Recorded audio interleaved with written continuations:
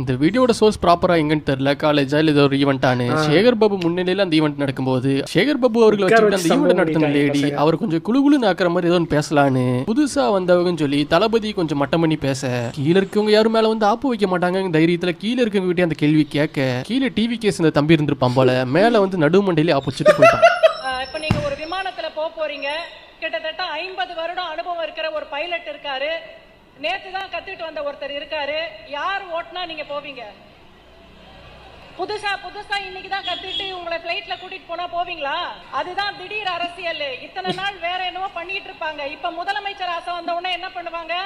கூட்டம் கூடன உடனே நான் தான் முதலமைச்சர்னுவாங்க. ஆக்சுவலா காலேஜ்ல இதெல்லாம் பேசவே கூடாது. பாசிசம்னா என்னன்னு யாராவது சொல்ல முடியுமா? பாசிசம்னா என்னன்னு ஒரு 4 வரிகள்ல மேடையில வந்து யாராவது சொல்றீங்களா? இளைஞர்கள்ல ஒருத்தர், யாராவது ஒருத்தர் திடீர்னு வரவங்களை பத்தி கொஞ்சம் இதுவா பேசினாங்க. அதுக்கு ஒரு எக்ஸாம்பிள் சொன்னாங்க மேம். அதாவது 40 வாட்டி பைலட் ஓட்டுனவரைய வச்சு கம்பேர் பண்ணி பேசினாங்க. இப்ப புதுசா பைலட் வர்றதை வச்சு கம்பேர் பண்ணி பேசுறீங்க மேம். ஆனா அது அப்படி இல்ல மேம். புதுசா வரவங்க நம்ம ஏற்கணும். ஊர் உலகமே பயந்துகிட்டு இருந்த என்ன கொண்டாந்து ஒரு சின்ன சந்துக்குள்ள நிறுத்தி பயந்துகிட்டு இருந்தவங்க எரிய வச்சு மேம் பாசிசம் பத்தி என்னன்னு கேட்டாங்க. பாசிசம்னா அதாவது ஒரு ஸ்டேட் எடுத்துக்கோங்க, ஒரு ஸ்டேட்ல ஒருத்தர் தான் ஆட்சி பண்ண முடியும். ஆனா அந்த ஆட்சி பண்றது கூட யார் வேணா வந்து சேர்ந்துதான், ஆனா அவர் ஒருத்தர் தான் ஆட்சி பண்ண முடியும். அதுதான் ஒருத்தர் அவர் மட்டும் தான் ஆட்சி பண்ணணும், வேற யாரும் மோனோபோலி மாதிரி இருக்கணும் தான் அப்படின்றாரு. ஆக்சுவலி கிட்டத்தட்ட அந்த தான். ஆனால் எக்ஸாக்டாக சொல்லப்போனால் ஃபாசிசம்ங்கிறது இப்போ இவங்க பண்ணுறதுலேயே எக்ஸ்ட்ரீமாக போனால் அதை தான் ஃபாசிசம்னு சொல்லுவாங்க. இப்போ அவங்க பண்ணுறாங்களோ டாமினேட் பண்ணி நான் சொல்கிறது தான் சட்டம், நான் என்ன பண்ணாலும் அதான் கரெக்டு. அதுதான் எக்ஸாக்டாக சொல்லணும்னா நார்த் கொரியாவில் நடக்குதுல ஜிம் குனா, அவர் பேர் என்ன,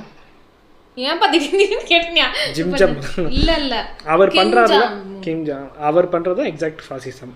இது வந்து அதோட முதற்படி, அதாவது லைட்டா தொட்டுட்டு இருக்காங்க, அவ்வளவுதான். இதுதான் இங்க நடக்குது. எப்பவுமே டிஎம்கே எதிர்கட்சியா இருக்கும்போது சிறப்பா செயல்படும் சொல்லி நீங்க கேள்விப்பட்டிருப்பீங்க.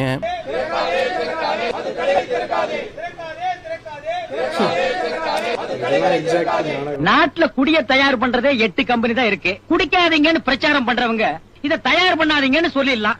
அதை விட்டுட்டு 80 கோடி ஜனங்கிட்ட தனித்தனியா போய் குடிக்காதீங்கன்னு கெஞ்சினா எப்படிங்க நடக்கும்? தளபதி மூவில தான் நடிப்பாரு. ஆனா இப்ப சிஎம் இருக்க ஸ்டாலின் எதிர்கட்சி தலைவரா தளபதியா இருக்கும்போது பாலிடிக்ஸ்லயே நடிப்பாரு. புரியலன்னா அதை நீங்களே பாருங்க.